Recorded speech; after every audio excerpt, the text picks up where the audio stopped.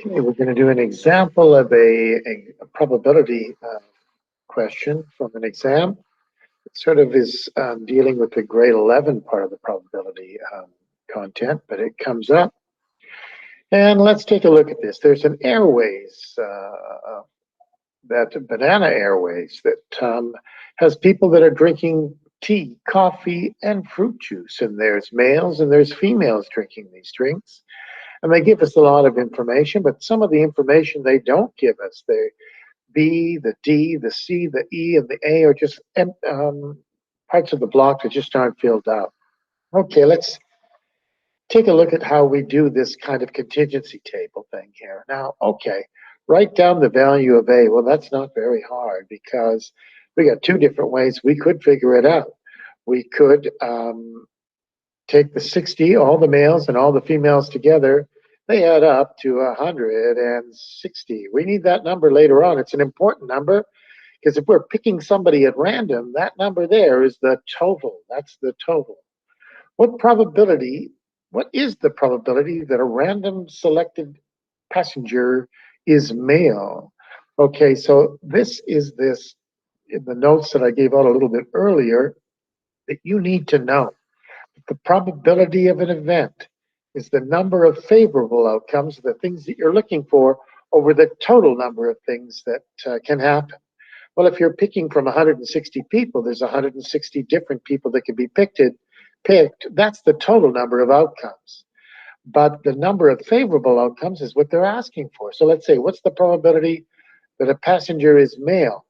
Well, that just looks like 60 there for males. And so that's pretty easy because it must just be 60 divided by 160.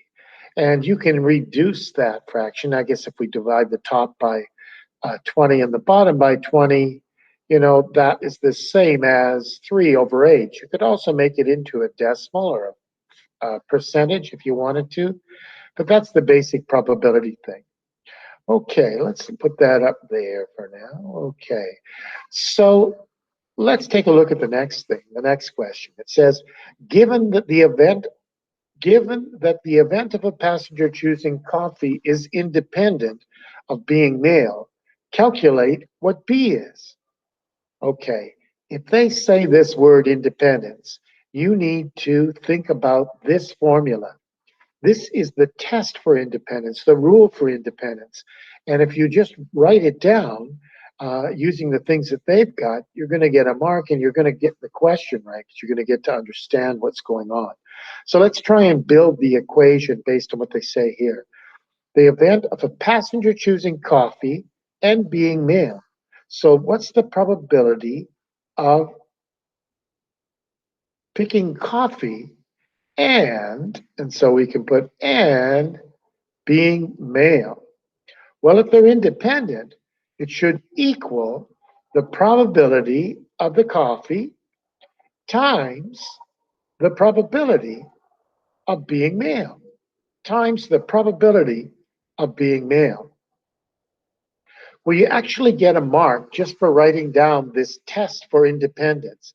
The probability of C and M, coffee and being male, is the product of their individual probabilities, the probability of coffee and the probability of male.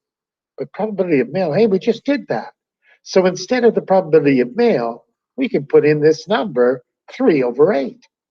But the probability of coffee, hey, we know that too because there's 80 people that want coffee. There's 160 altogether. So the probability of coffee must just be 80 over 160, which is 1/2. So we can fill out the right side with numbers. But the probability of coffee and being male, hey, there's a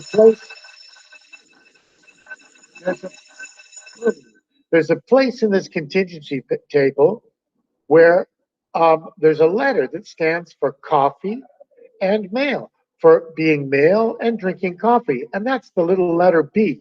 And the probability of that happening is B divided by 160. So if we go to the other side and look at the government memo here, I'm just going to make it kind of big so we can see it a little bit better. They did all of this. There's the probability of being a male, 3 out of 8. The probability of coffee, 80 out of 160. And the probability of male and coffee, well, that's where B is in the table, B out of a total number of 160 people. Okay, this is really a half, which makes this 3 over 8 times 2, which is 16. And then this is really 160 divided by 16 is anyways, you just solve this. 3 times 160, 16 times B, that's 480, 16B. Divide by 16, you get B is 30. And that's that question done. Okay.